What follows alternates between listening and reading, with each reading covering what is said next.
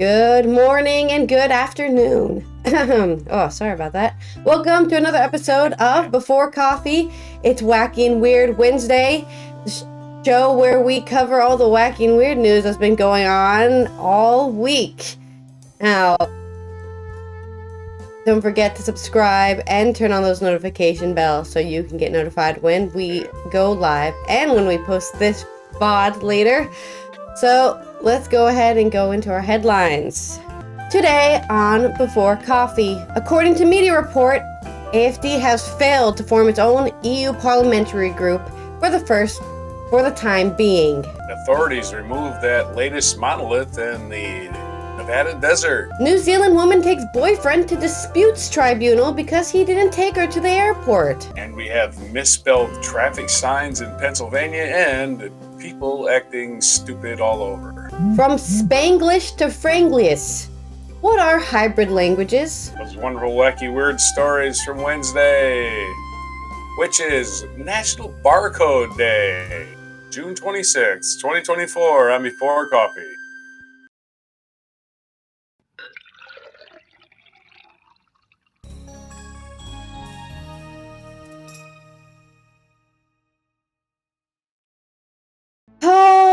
All right. It's wacky and weird today, and isn't it weird and wacky that AfD, the group that has Nazis in it, can't find anyone to join with their group and make a coalition? Wow, that's crazy news. This is on Der Standard. I don't know who's written by, but it's on Der Standard in coalition with the European Parliament. The AfD group was excluded from the Identity and Democracy group shortly before the EU elections. And the German AfD party appears to have failed for the time being in its attempt to form a faction in the European Parliament. This was reported by the news magazine Stern. According to magazine Spiegel, there has previously been indications that a new faction called the Sovereignists could be formed on Thursday, which is tomorrow, the 27th of June. The risk posed by some potential partners, for example, by trivializing the Holocaust, was too great, according to Stern, the internal party reasoning. There you go. I mean, these guys might be too much of Nazis for us to be in a partnership with. So we're gonna pull out. The German far-right party was excluded from the Identity and Democracy Parliamentary Group, which the FPO also belongs to, shortly before the EU elections in June. The exclusion, which was pushed in particular by the French Rassemblement National, or RN, was justified by the statements made in an interview with the AfD's top candidate Maximilian Krah and the National Socialist SS. Although Krah was immediately excluded from the new AfD delegation after the election, in which the party received 15 seats, the AfD was unable to return to the ID Parliamentary Group. The German party now also wants to leave the European Party of the same name. The Federal Executive Board decided this on Tuesday, June 25th, according to media reports. There's a little graph here that you can't see, but it basically says the percentages of everyone belongs to in, I think, Germany. And there's 189 seats in the European People's Party, 136 seats in the Social Democrats Party, and then it gets the 83, 74, 58 as you go down from the National Conservatives, Renew, Liberals, and of course ID is the 58. But AfD isn't even in that group of 58. They're down here in can't get a fucking squad group. That's what they're under. So nobody will be friends with the squad. And with the grouping up and coalitions that have been made currently in the European Parliament, the People's Party is still the highest with 176 seats, and the Linke, I'm not sure the Social Democrats are next with 139, so they gained 3 more seats after voting, or I should say they gained 3 more people joined their seats to make a coalition. And Renew, the Liberals, has way more seats at 102 than previously 83 National Conservatives. The AfD has recently tried to form its own far-right faction, according to Spiegel, that would include the Bulgarian Warskane Rebirth, SOS Romania, Se Acabo la Fiesta from Spain, the Mi Hazank, our homeland movement from Hungary, and NIKH from Greece, Confederacja from Poland, and Unuti Republika from Slovakia. We talked about that, I think, earlier in the week or last week, about Poland saying that this isn't going to happen. We already know it's not going to happen, I'm telling you now. And here's our confirmation. MP Sarah Knafo from Reconquête from France could not have joined the new faction.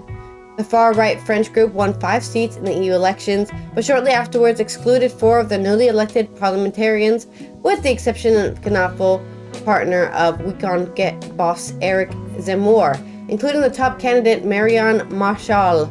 These 4 now sit in the conservative ECR faction. At least 23 NPCs from the 7 countries are needed to form a parliamentary group. The deadline for registration is July 3rd. However, the parliament will not formally be constituted until July 16th. So if these guys do not find somebody to join by July 3rd, they're basically just going to be backseaters to every single thing that happens in the EU Parliament. So there's your update on that and your wacky and weird position of AfD. Maybe we shouldn't have let people in our party talk about how Nazis weren't so bad after all. Yeah. That probably would have helped you. Hey. And an update from a story I guess we reported last week, and it's been happening fast. There's these monoliths popping out in the desert in the western United States. This is from Rio Yamat. A strange monolith found jutting out of the rocks in a remote mountain range near Las Vegas has been taken down by authorities. How it got there is still unsolved. It remains unknown how the item got to its location or who might be responsible. Las Vegas police said Friday in a series of posts on social media, announcing the removal of the glimmering 6'4" prism. It's a prism. Is it a prism or a monolith? Okay. It was discovered over the weekend and quick removal because of public safety and environmental concerns revived a pandemic era mystery that captured the public's imagination when shiny monoliths evoking the object that appears in the Stanley Kubrick movie 2001 Space Odyssey began to appear around the globe. Members of the Las Vegas Police Search and Rescue Team found the object near Gas Peak, part of the vast northern desert national wildlife refuge, where bighorn sheep and desert tortoises can be found roaming. It was a late discovery in a series of mysterious columns that have popped up since 2020. In November of that year, a similar metal monolith was found deep in the Mars-like landscape of Utah's Red Rock Desert. Then came the sightings in Romania, Central California, New Mexico, and on the famed Fremont Street in downtown Las Vegas. All of them disappeared as quickly as they popped up, adding to the lore. The thing is not from another world, Lieutenant Nick Street of Utah's Department of Public Safety said at the time. Well, we know it's not of another world. Thanks for the information. The Utah monolith, believed to be the first in the series, had been embedded in the rock in the area so remote that officials didn't immediately reveal its location for fear that people getting lost or stranded while trying to find it. Wait, if you're not revealing its location, aren't they more likely to get lost trying to find it? If you do reveal their location, they won't get lost trying to find it because they'll know where it is. I don't understand why. We won't reveal where this is, so I don't get it. Be afraid of people are going to damage it? You're going to remove it anyway. Anyway, who cares where people know where it is? Let them go out there and find it. Let people have fun. Jesus, like a scavenger hunt. I guess they just didn't want to go on search and rescue missions, which are going to happen. I mean, sometimes you have to do that kind of stuff for, social welfare, so to say. People are stupid. Yeah. Give them enough rope and they hang themselves. say. Yeah, I guess that is the saying. Yeah, but internet sleuths quickly found the coordinates, and the hordes of curious tourists eager to see the torch, to see and touch the unworldly object arrived, flattening plants with their cars and leaving behind human waste in the bathroom-free backcountry. Authorities said the same concerns led them to tear down the latest monolith on Thursday. But I just don't know if keeping the location secret is going to stop. Well, I just don't. I think they'll figure it out. If they want to go, they're going to figure out, let's figure it out. And then they'll go to the wrong place and get lost. Yeah, I mean, it was illegally installed. Have you heard of the people who do geocaches, right? Have you heard of this? Geocaches? Well, go tell me. Maybe someone else hasn't. Go ahead.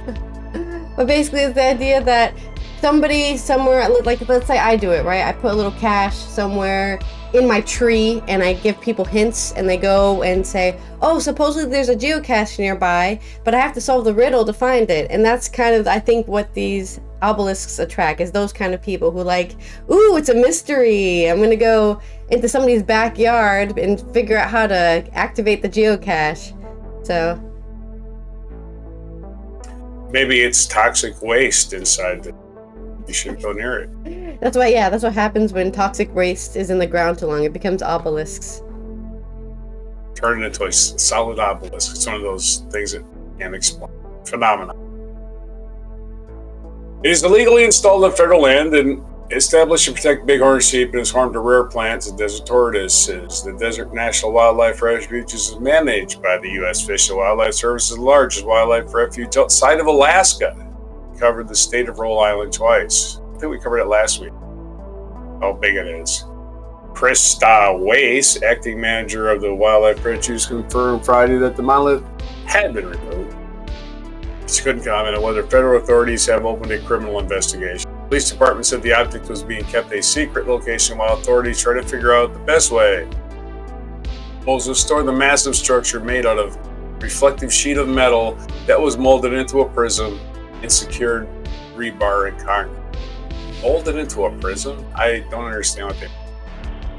Photos accompanying the department's social media posts showed the object on its side after its removal. It's a large indent in the ground because rebar that had been buried deep into the dirt and rocks. The department said it discourages anyone from venturing off marked trails or leaving objects and items behind.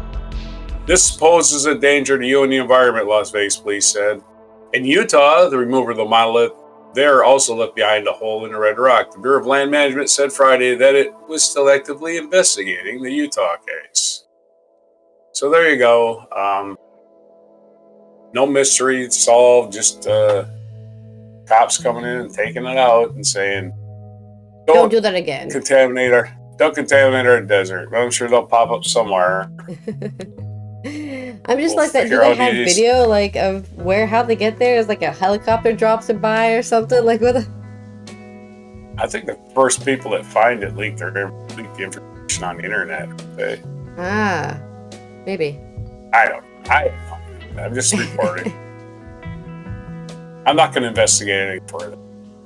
I barely care as it is. I barely care. It's just wacky fun news. Hopefully, nobody's getting. Hopefully, they took their Geiger counter out there. Yeah, exactly. No radiation poisoning. Okay, then from obelisk news to weird relationship drama news. This is from Caitlin Cassidy on The Guardian. A New Zealand woman has taken her long-term boyfriend to disputes tribunal for breaching a verbal contract by failing to take her to the airport, resulting in her missing a flight to a concert and forcing her to delay her travel by 1 day. The woman told New Zealand's disputes tribunal that she has been in a relationship with the man for 6.5 years until the disagreement arose. According to an order from the tribunal, released released Thursday, so I think this is from last week, released on the 20th of June, with names redacted, the woman had arranged to attend a concert with some friends. Her boyfriend had agreed to transport to the airport and stay at her house to look after her 2 dogs while she was away. She messaged him the day before within the time frame of 10 a.m. to 10:15 a.m. in which she would be collected, but he never arrived, leading the woman to miss her flight.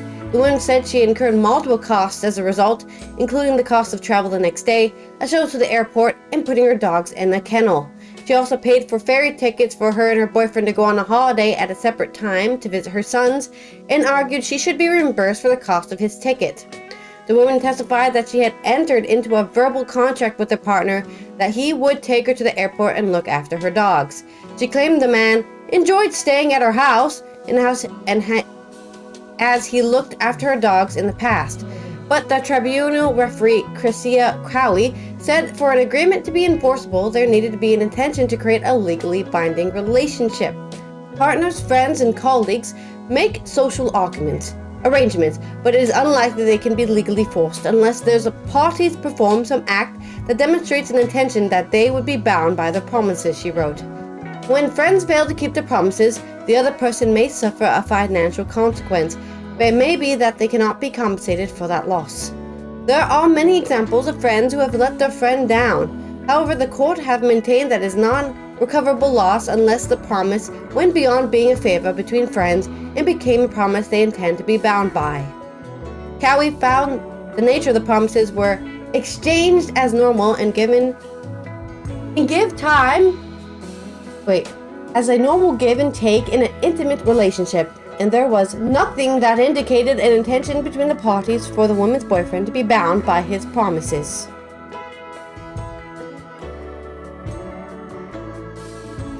Clear my throat. Oh. The parties that did not take any steps to show an intention to take the agreement out of the promise made between friends and to create legally binding consequences, she wrote. Although a promise was made, it falls short of being a contract. It forms part of the everyday family and domestic relationship agreements that are not enforceable in the disputes tribunal. According to the order, the boyfriend sent an email saying he would not attend the tribunal hearing and did not answer a follow-up call from the tribunal referee. The claim was dismissed. But how weird is it that you're like, you know what? Not only did this cost me my time and cost me money because my boyfriend did not agree with our previously discussed plans, but also I'm going to add more time and stress into my life by taking it to a tribunal. So I guess what we learned here is break up with him. Never ask him for anything again because he's not reliable. Tough lesson to learn. You can have friends, but you have to know that those friends, where they rely on the reliability meter, okay? And you can have unreliable friends that are just there to hang out, be completely spontaneous, and you don't know when they're going to show up or do anything. And then you can have friends who will always hold their promises. And he is definitely not one of them, girlfriend. So put him in the trash or whatever. Just never ask him for anything again.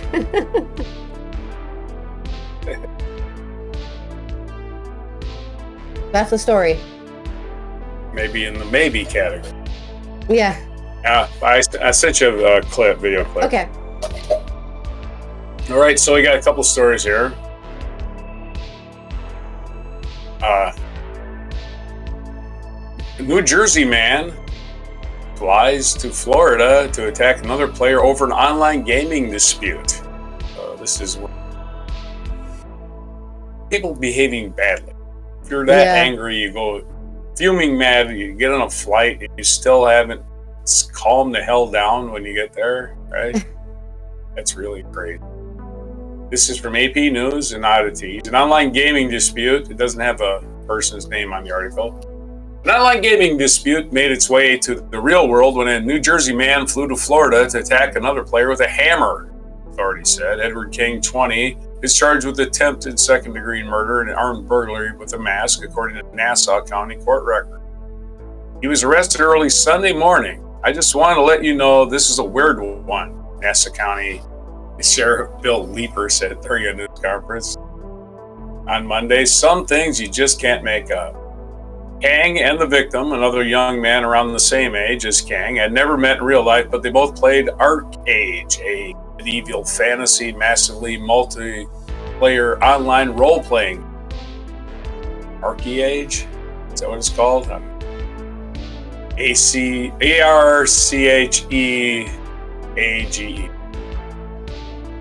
That's an. The game's publisher announced in April that it would be shutting down servers in Europe and North America on June 27th, citing a declining number of active players. So they're already shutting down tomorrow. Kang flew from Newark, New Jersey to Jacksonville, Florida last Thursday after telling his mother that he was going to visit a friend that he had met while playing a video game, officials said. Officials didn't say how Kang learned where the victim lives. Upon arrival, Kang took an Uber to a hotel in Fernandina Beach, about 35 miles north of Jacksonville, and then bought a hammer at a local hardware store, deputies said. Kang went to the victim's Fernandina Beach home, which was unlocked around 2 a.m. Sunday. Lock your doors, folks. Yeah. especially if you live in Florida. Because what is out there in Florida? Weirdos. More than usual. Believe me. Famously. Florida is weirdo central. They even import them from New Jersey these days. The victim was walking out of his bedroom when he was confronted by Kang, who hit him on the head with a hammer, officials said. The two struggled as the victim called for help. His stepfather responded and helped restrain King until police arrived. Oh, he didn't realize there would be other people at this place. Huh? The victim suffered several head wounds that were not considered life-threatening, officials said. He received staples at the hospital. Once in custody, Kang told investigators that the victim is a bad person online, officials said. He also asked deputies how much jail time people got for breaking and entering an assault. I would say, Mr. Kang, it's going to be a long time before you play video games again, Leeper said. Online courts records did not list an attorney for Kang, who was being held without bond. A dangerous lunatic. So there's your story. Another story, weird one. This is a shorter one. This is from UPI.com, Ben Hooper. It says, misspelled Pennsylvania highway sign directed drivers to Centertal Villa. Centertal, Cenrtal, not Central. Centertal Villa. Pennsylvania Highway Department. The Pennsylvania Department of Transportation apologized for a highway sign that misspelled the word central as Centertal. Drivers on Cotman Avenue in Northeast Philadelphia noticed the new sign directing travelers to southbound Interstate 95 read Centertal Villa, and photos of the sign quickly went viral on Monday. Penn DOT, Department of Transportation, apologized Tuesday on social media. We were so focused on getting this done and reopening the 95 Cotman ramp that we moved a little too quickly and forgot to proofread. Sorry, Philadelphia, the Post said. The post was accompanied by a photo of a corrected Central Villa sign. Didn't go to trouble of spelling the word Philadelphia. But I guess everybody knows what city they're in if they're already in Philadelphia. But that's kind of funny that they can spell Philadelphia properly, but they can't spell Central or Centertal. Ever been to Centertal, Philadelphia? I haven't. Anyway, there's your story. On the misspelled sign, short and sweet. Caught my eye. Not a great story, but there you go. And don't take video games so seriously that you get on a plane and end up in probably 20 years in prison because you cross state lines to do it. Think about that. Anyway, back to you. Well, as a gamer, #gamer, I can confirm that there's a lot of us out here who still have the brains of 2-year-olds and they don't know how to deal with their emotions except for to the most extreme way possible. So I'm not surprised, only disappointed in that. What a squirmy little brain you gotta have to think of in those terms. I know what I'll do. I'll get even with this guy. This'll show him, right? I'll go to prison for 20 years. Got him. Just take the L, as we say in the gamer world. Just take the L. Okay. You thought those video games were bad? Wait until you meet your soulmate. In our next story, we're talking about wacky and weird combo languages like Spanglish and Franglias. The hybrid languages that people are speaking all over the world because bilingual brain is real, and sometimes you just can't separate your two languages, and you just put them both together. This is on Euronews Culture by Johnny Walfitz. As hybrid languages proliferate around the world, Euronews Culture has been talking in tongues around some of the most popular combinations in Europe. A recent study of the US Latin community found that 75% could speak Spanish well, leaving a whole quarter of American Latinos unable. Of this group that can't use Spanish fluently, more than half said they had been shamed by their community for their lack of linguistic ability. Hi, hello, that's me, hello. I can't speak Spanish well at all. But I can understand it if you're speaking it around me. I know what you're talking about. But don't ask me to speak it to you at all. It's same with Dutch, and honestly, the only thing I can speak is English, and it's not that well either, if you've been watching this show long enough. Yet amid the statistics of falling Spanish fluency in the US, a new dialect is developing, Spanglish. It's the fastest growing hybrid language in the world. Ilan Stevans, professor of the Latin American Studies at Massachusetts Amherst College, told El País. Spanglish is a hybrid spoken language that combines both Spanish and English. It's what my mom speaks, I'm 100% sure. In the US, over half to 63% of the 62 million Latin community communicate with this mix of two popular languages. In different areas of the US, different Spanglish dialects have developed, with New Yorkian, described the Puerto Rican, Spanish, African American English mix, spoken by New York Puerto Ricans, and Cubonics, used by Cubans in Miami. Cubonics, that's New Yorkian and Cubonics, I love it. Hybrid languages are commonly occurring part of the cultural integration. While in the US it might be remarkable to discuss how the Latin community has created these many dialects of Spanish and English, languages melding together is by the by for the average European. Whether you're stalking the corridors of power in Brussels or ordering a beer at a spotty in Berlin, you'll likely overhear at least a multitude of language with an odd loanword from English thrown in. Yeah, the official name for this is Macronic language. Some of the earliest examples of Macronic language are found when Latin merged with the local vernacular languages in Europe. While Latin was still the go-to language for religion and academia in the 12th century, vernacular language was becoming increasingly popular for poetry and storytelling, and writers would start to combine the two in their works. Yeah, we were talking about Lutheranism yesterday, and that's another reason why Lutheranism was a huge movement when it came to Christianity, because they started printing the Bible in vernacular, not in the ancient Latin at that point, that most people didn't know, because who the hell was speaking Latin except for educated people? So finally, you could read your Bible in German or English. Macronic itself comes from the combination of the Neo-Latin and Italian for the peasant pasta that inspired the 15th century Padua poet T.V. Odesa's work, Macronia, which uses Macronic language. Today, some of the most common Macronic languages in Europe are combinations of local languages and English, owing to the cultural prevalence of the lingua franca. Sorry, France, because they used to be the original lingua franca, but now English is the lingua franca of the globe. Here are some of the Macronic languages you might hear in Europe. Of course, we got Franglias, otherwise known as Franglish. This is a mix of, you guessed it, French and English.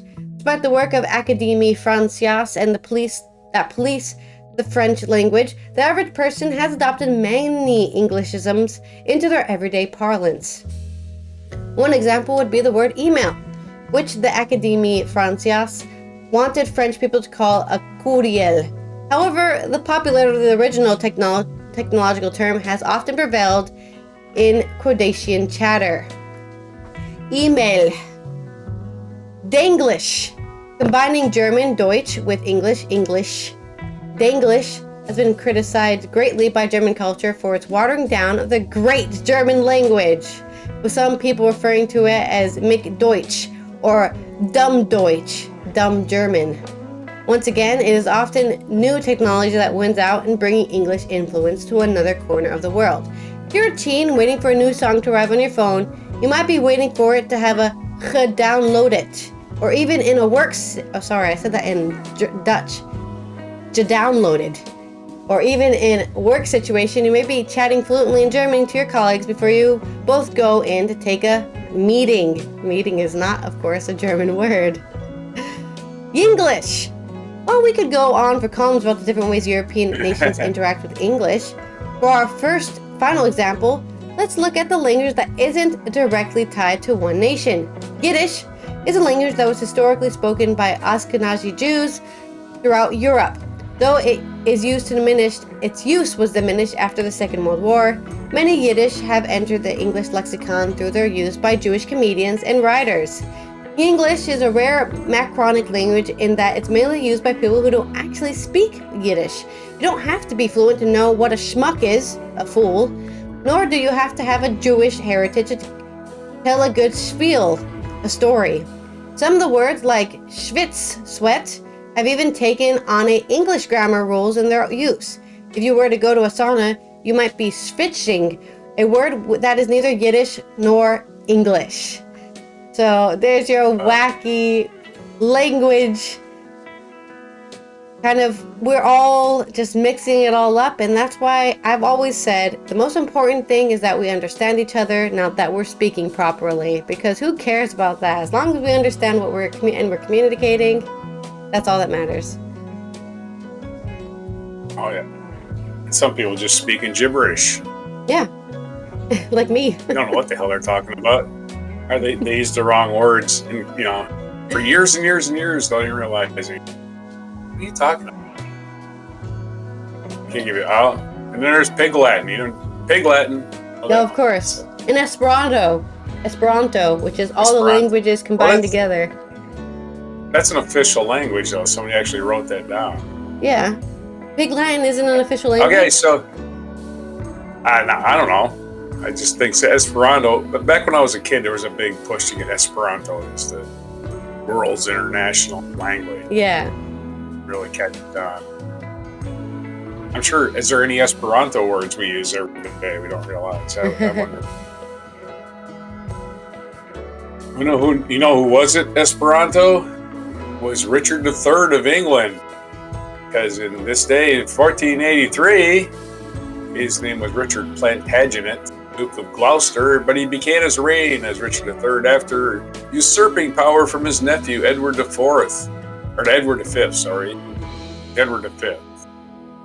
That was in 1483. I think Edward IV was Longshank, right? Or was it 1721 in this day, with the support of Puritan minister Cotton Mather, Zabdiel Boylston began the first smallpox vaccination in the American colonies. That's right. Vaccinations are that old. 1919, U.S. Army officer Abner Doubleday, once thought to be inventor of baseball, was born. Okay, in parentheses, it says a 1907 finding that was later discredited by evidence of baseball's connection with the older English game rounders. Yeah. So, anyway, Abner Doubleday was given credit for inventing baseball. I'm fine with him having credit. It ain't like he's alive to take credit. It ain't like we're all going to put him on our shoulders and go, Abner Doubleday's the greatest. Give him credit. Who gives it? Right? 1904. American motion picture actor Peter Lorre, who had first achieved international fame as a psychotic child murderer in the German classic film M, 1931, was born in Rozsegi, Hungary. I thought Peter Lorre was more famous for being in Casablanca. But 1945, the Charter of the United Nations was signed in San Francisco. 1948, American writer Shirley Jackson's best-known work, the short story The Lottery, was first published in New York. The tale is a powerful allegory of barbarism and social sacrifice. And no, it's not about winning the actual lottery. It's a different kind of. 1963, during the Cold War, U.S. President John F. Kennedy delivered his famous Ich bin ein Berliner speech in West Berlin. Go JFK. Whatever happened to that guy? 1974, American baseball player Derek Jeter was born. God, he's just a kid. He's been retired for like 10 years. Who was one of the, played for the Yankees. The shortstop for the Yankees. We're making a big deal out of him only for that reason. He's a baseball player. Played for the Yankees. 1977, Elvis Presley performed in public for the last time. 1977, Elvis left the building. 1979, after almost 20 years of professional fights, heavyweight champion Muhammad Ali announced his retirement from boxing. I don't know. I think he did actually come back one or two more times. Not exactly sure. Boxers find it really hard to quit. They sit around with a lot of time in their hands. Yep. And boy, I could be punching somebody right now. 1997, J.K. Rowling's Harry Potter and the Philosopher's Stone was first published in London. The book launched the hugely popular series about a boy wizard. So 1997 was the first Harry Potter book. That's right. That seems fairly recent. It seems like it started before that. I don't know why. 2003, American politician Strom Thurmond, a virulent racist who was one of the longest-serving senators in U.S. history, died at the age of 100. So he got 100 years of being a virulent racist. Whatever. 2013, United States versus Windsor, the U.S. Supreme Court struck down the provision in the Defense of Marriage Act that defined marriage for federal purposes as a legal union between one man and one woman. So in 2013, barely 11 years ago, gay marriage was declared legal by that ruling in any state that wanted to have it legal. 2015, the Obergefell versus Hodges, the U.S. Supreme Court ruled that state bans on same-sex. This is the same 2 years later. Okay, 2 years later, on the same day, in Obergefell versus Hodges, the U.S. Supreme Court ruled that state bans on same-sex marriage were unconstitutional, writing for the majority. Justice Anthony Kennedy stated that no longer may this liberty be denied. Of course, Anthony Kennedy had to leave the Supreme Court just so Trump could appoint another fascist. Okay, and let's see. Our featured event, 1976, opening of the CN Tower. The CN Tower, which opened to the public this day in 1976, was at 1,815 feet, or 553 meters, the world's tallest freestanding structure until being surpassed in 2007 by the Burj Khalifa in Dubai, in the United Arab Emirates. Our featured biography today, Babe Dietrichson Zaharias, female athlete who was a famous Olympian and golfer, was basically go to every sport she tried. Was born June 26, 1911, Port Arthur, Texas. Died September 27th in 1956 at the age of 45 in Galveston, Texas, which really isn't that far from Port Arthur, Texas. That far. And other birthdays today. Salvador Allende, president of Chile, born in 1908. Paul Thomas Anderson, American screenwriter and director, born in 1970. Derek Jeter, we already covered. Michael Vick, famous football player and dog killer, born in 1980. And Ariana Grande turns 31 today. She was born in 1993. American singer and actress Ariana Grande. 31. It's officially old. And those are those things. And National Day today, there's a lot of things. National Chocolate Pudding Day. Who doesn't love that? Chocolate pudding. You can eat it or you can throw it at people. It's a lot of fun. National Beautician's Day. A lot of work to become beautiful, so there has to be beauticians out there. It's a lot of work. You can't be beautiful. Just roll out of bed beautiful. You have teams and teams of humans working on you. National Barcode Day, we already covered. National Coconut Day. Ooh, coconut goes with chocolate. National Parchment Day. That's National Parchment. That's all they are. National Parchment Day. And parchment is anything you can write on, I believe, although this picture shows a baked potato. Not exactly sure what that means. Looks like a baked potato. National Parchment Day. Falls on the last Wednesday in June and brings innovation and convenience to the kitchen while adding convenience. Parchment infuses flavor, locks in moisture, and preserves vital nutrients. Parchment has long been a part of the traditional French kitchen, but also used across the world. Parchment is a virtual kitchen tool. It's a must-have for anyone who loves to create delicious things.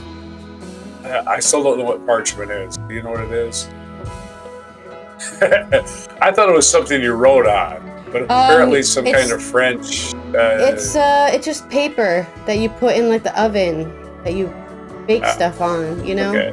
Instead of using It's like aluminum foil, you can use parchment paper, which is bakeable wax paper.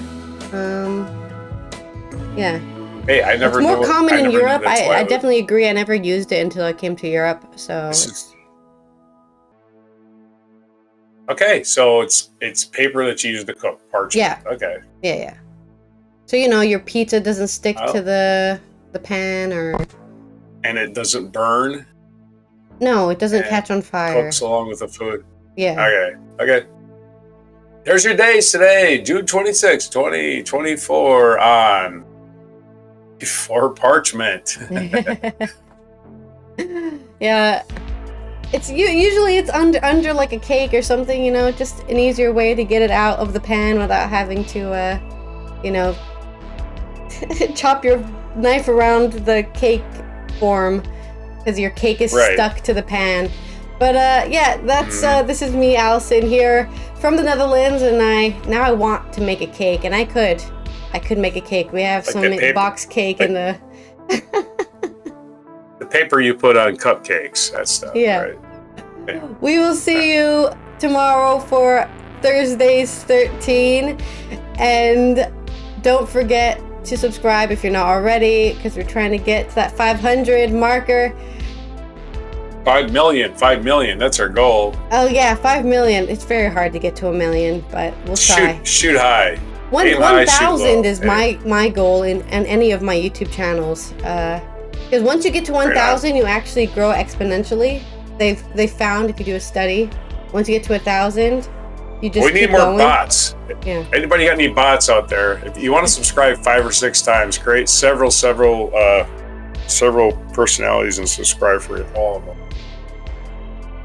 Do it, please.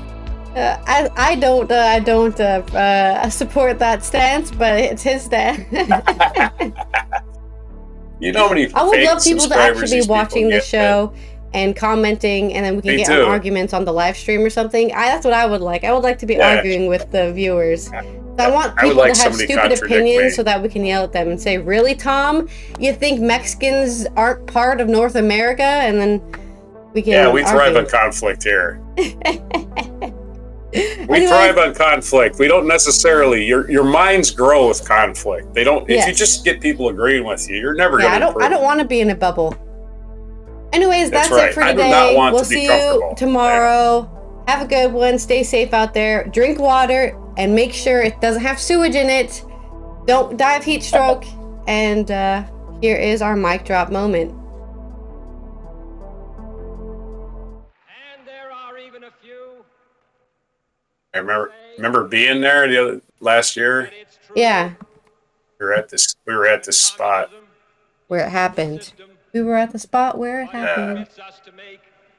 At the Brandenburg Gate. Mm-hmm.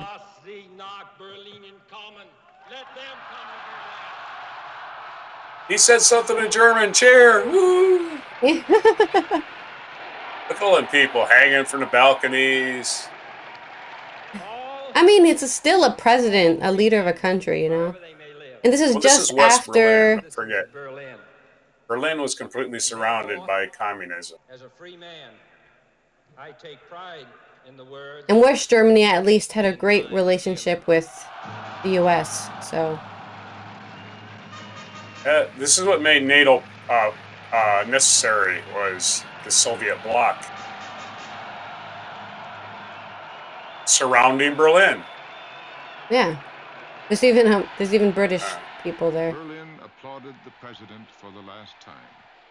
Awesome. Within a few months, the square would be still and silent, and would be renamed in his memory.